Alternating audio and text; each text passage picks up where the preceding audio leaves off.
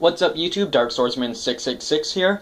Earlier on we had a zombie deck profile and that didn't go too well. I got a call and my dogs were barking, there's a lot going on.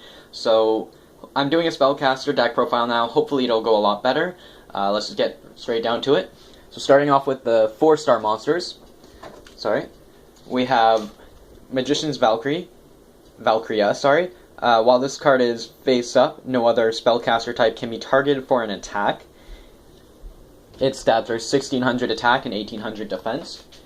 Breaker the Magical Warrior, I'm running 2 of them. When he's normal summoned, he gets a spell counter, maximum of 1.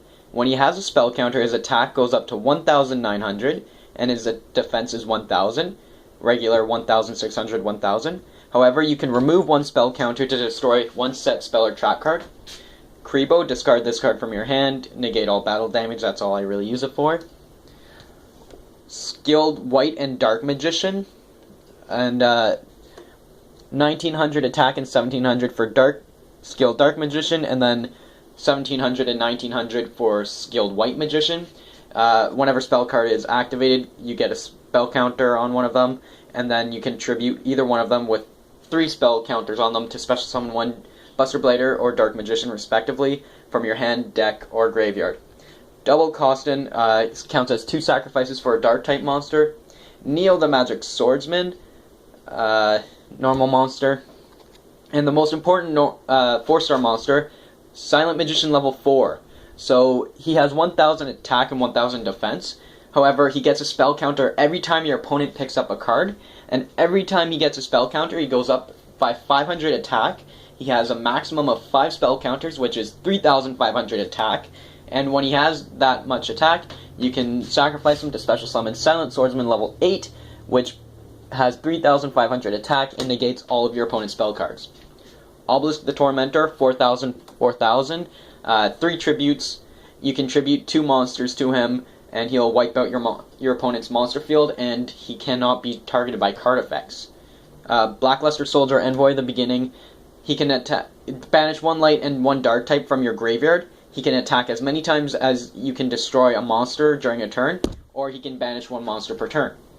Buster Blader, he gains 500 attack for every dragon type in your opponent's graveyard or field, and he starts off at 2600 with 2300 defense. 2 Dark Magicians, which are 2500, 2100. Dark Eradicator Warlock, which can only be special summoned by sacrificing 1 Dark Magician. Same stats, but whenever you activate a spell card, your opponent loses 1000 life points. Summon Skull, 6-star monster, 2500 attack, coughing. Dark Magician of Chaos, I think he's limited now or banned, not too sure. 2800, 2600, when he's summoned, you get any spell card from your graveyard and you can add it to your hand. Any monster he would attack is banished, and if he would be destroyed, he is banished. Dark Magician Girl, any Dark Magician in the graveyard gives her 300 attack bonus, and she's at 2000 already. Then my favorite 6-star monster, Dark Red Enchanter, who has 1700 attack, 2200, and when you summon him, he gets 2 spell counters on him, and that gives him 300 attack per spell counter, and then each time a spell card is activated, he gains a spell counter. You can remove 2 spell counters to destroy 1 card in your opponent's hand. Now, the most important part of this deck is the spell card. Surprise, surprise. So we'll start off with Mage Power. Any set spell and trap card gives the equipped monster 500 attack and defense. Spell Absorption. Your life points go up by 500 every time a spell is activated. Gold Sarcophagus. You can banish any card from your deck, and 2 standby phases later get it in your hand. Great card, right? Not so much because, well, while it has its ups, it has its downs. If it has to stay up in your spell and trap card zone for the 2 turns that card is banished, and if it is destroyed, that card stays banished. Dark Magic Attack, if you control a Dark Magician monster, you can destroy all set spell and trap cards on your opponent's side of the field. Magical Dimension, tribute 1 monster, and you can destroy 1 monster on your opponent's side of the field. Then special summon 1 Spellcaster type monster from your hand. It's quick play, it's a pretty good card. Secret Village of the Spellcasters, just to let you guys get a better view of that. If you control a Spellcaster type monster and your opponent does not, your opponent cannot activate spell cards. If you control no Spellcaster type monsters, you cannot activate spell cards. So really it's a block, good for decks that you're playing against with no Spellcasters, sorry. Secret Sanctuary of the Spellcasters. Basically, as long as you have a face-up spell card, your opponent, and Spellcaster, your opponent cannot activate spell cards whatsoever, and any they do would be destroyed. If you no longer have a Spellcaster on your field, you have to destroy that card. Ancient Rules lets you special summon 1 level 5 or higher normal monster. 2 MSTs, don't need to explain those. 1 Polymerization, don't need to explain that. Dark Magic Current lets you special summon 1 Dark Magician by paying half of your life points. However, you can't any type of summon for the rest of your turn. And then Swords of Revealing Light, shouldn't have to explain that. For those of you who don't know, it prevents your opponent from attacking for 3 of their standby phases. And then the trap cards, so first off we have Miracle Restoring, which you activate and then you can remove 2 spell counters from your side of the field, and then revive 1 Buster Blade or Dark Magician from your graveyard. Call of the Haunted, as long as this card is face up, you can bring any monster back from your graveyard. If the monster or that card is destroyed, they're both destroyed. Magical Cylinder, if a monster attacks, you direct its attack back to your opponent's life points. Rising Energy, discard 1 card, your monster gains 1,500 till the end phase. Spellbinding Circle locks your opponent's monster in a battle position. They cannot change battle positions and they can no longer attack, so it's pretty useful. Magical Arm Shield, if your opponent controls 2 monsters and attacks, you can take control of one of their monsters and force the attack onto that target. Trap Jammer speaks for itself. Negate any spell or trap card during the battle phase only.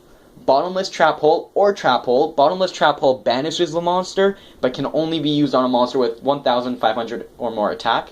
Then I'm running 2 Mirror Forces. If your opponent monster attacks, you can destroy all attack position monsters. And then in my extra deck, I had Big Eye, but I recently traded away. That was a few other XZs, but those ones are personal. You can change it to your taste. But no matter what, I do think you should be running a Dark Paladin. It's Dark Magician and Buster Blader. During either player's turn, when a spell card is activated, you can discard 1 card and negate the activation. If you do, destroy it. This card must be face up on the field to activate and resolve this effect.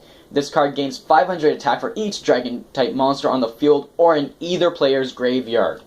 So, pretty strong card all around. Not as strong as some of the other fusions, but its effect can make up for it, especially against a Blue Eyes, Kaiba, or really any deck, because most people are running dragons. And then the side deck, just quickly, I have Silent Swordsman level 3, 5, and 7. Level 3, 2 standby phases after summoning him, you can send him to the graveyard to special summon level 5. Level 5 negates your opponent's spell cards, and then after he inflicts battle damage, you can special summon level 7, which is 2,800 attack, but he negates all spell cards. Guardian Eatos, you can special summon her from your hand if you have no monsters in the graveyard, which is great since it's a 2,500 attack monster, 2,000 defense. But if you equip her with the spell card, you can discard that spell card, banish 3 cards from your opponent's graveyard, and for every monster banished, it gains 500 attack. Level up any level monster, so Silent Magician, Silent Swordsman, regardless of the limitations. We have Dark Hole, shouldn't have to explain that one. Primal Seed for Blackluster Soldier, you can take the 2 cards you banished to summon him and add them to your hand. Cost down, discard 1 card, and all the monsters in your hand go 2 stars lower, which is useful. The Seal of Orichalcos. It's a field spell card. All your monsters on your side of the field gain 500 attack. Once per turn, it cannot be destroyed. However, you cannot special summon from your fusion deck, and I'm pretty sure it destroys all special summon monsters when it's first played.